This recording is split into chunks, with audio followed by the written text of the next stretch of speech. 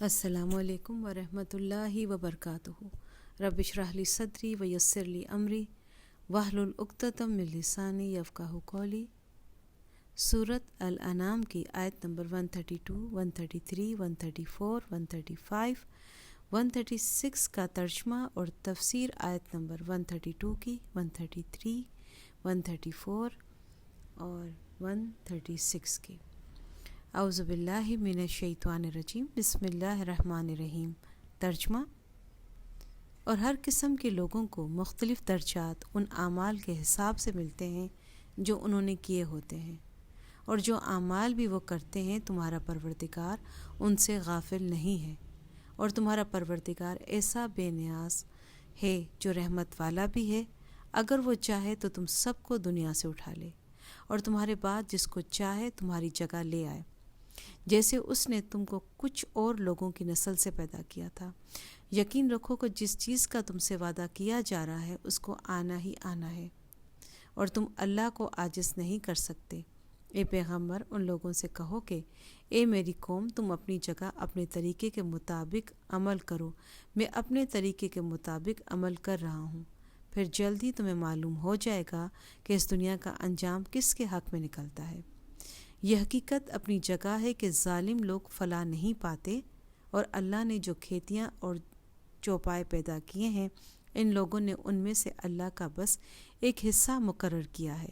چنانچہ بس ہم خود یوں کہتے ہیں کہ یہ حصہ تو اللہ کا ہے، اور یہ ہمارے معبودوں کا ہے جن کو ہم خدائی میں اللہ کا شریک مانتے ہیں۔ اعوذ باللہ۔ پھر جو حصہ ان کے شریکوں کا ہوتا ہے وہ تو کبھی اللہ کے پاس نہیں پہنچتا، اور جو حصہ اللہ کا ہوتا ہے وہ ان کے گھڑے ہوئے معبودوں کو پہنچ جاتا ہے۔ ایسی بری بری باتیں ہیں جو انہوں نے طے کر رکھی ہیں۔ تفسیر: یعنی اس نے رسولوں کو بھیجنے کا جو سلسلہ جاری فرمایا، اس کی وجہ معاذ اللہ یہ نہیں تھی کہ وہ تمہاری عبادت کا محتاج ہے، وہ تو مخلوق کی عبادت سے بے نیاز ہے، لیکن اس کے ساتھ وہ رحمت والا بھی ہے۔ اس لیے اس نے پیغمبر بھیجے ہیں جو بندوں کو صحیح راہ عمل کی طرف متوجہ کرتے رہیں، جس میں ان کی دنیا اور آخرت دونوں کے لیے بہتری کا سامان ہو۔ جس طرح آج کے تمام لوگ ان لوگوں کی نسل سے ہیں جن کا اب کوئی پتہ نشان باقی نہیں رہا، اسی طرح اللہ تعالیٰ کو یہ بھی قدرت ہے کہ آج کے تمام لوگوں کو ایک ہی مرتبہ میں ختم کر کے دوسری قوم پیدا کر دے، لیکن وہ اپنی رحمت کی وجہ سے ایسا نہیں کر رہا۔ اس سے مراد آخرت اور جنت اور جہنم ہے۔ یہاں سے آیت نمبر 144 تک عرب کے مشرکین کی کچھ بے بنیاد رسموں کا بیان ہے۔ ان لوگوں نے کسی معقول اور علمی بنیاد کے بغیر مختلف کاموں کو من گھڑت اسباب کی بنیاد پر حلال یا حرام قرار دے رکھا تھا۔ مثلا خود اپنی اولاد کو انتہائی سنگ دلی سے قتل کر دیتے تھے۔ اگر لڑکی پیدا ہوئی ہو تو اسے اپنے لیے بڑی شرم کی بات سمجھ کر اسے زندہ زمین میں دفن کر دیتے تھے۔ بعض لوگ اس وجہ سے بھی لڑکیوں کو دفن کر دیتے تھے کہ ان کا عقیدہ یہ تھا کہ فرشتے اللہ کی بیٹیاں ہیں۔ استغفر اللہ۔ اس لیے انسانوں کے لیے مناسب نہیں ہے کہ وہ لڑکیاں رکھیں۔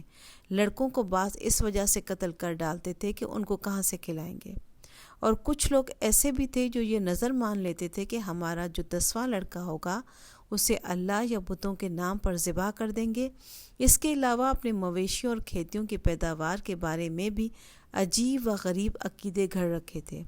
ان میں سے ایک کا بیان اس آیت میں ہے، اور وہ یہ کہ اپنے کھیتوں کی پیداوار اور مویشیوں کے دودھ یا گوشت میں سے کچھ حصہ تو اللہ کے نام کا رکھتے تھے جو مہمانوں اور غریبوں میں تقسیم کے لیے ہوتا تھا، اور ایک حصہ اپنے بتوں کے نام کا نکالتے تھے جو بت خانوں پر چڑھایا جاتا تھا، اور اس سے بت خانوں کا نگراں فائدہ اٹھاتے تھے۔ اول تو یہ بات ہی بیہودہ تھی کہ اللہ کے ساتھ بتوں کو شریک کر کے ان کے نام پر پیداوار کا کچھ حصہ رکھا جائے۔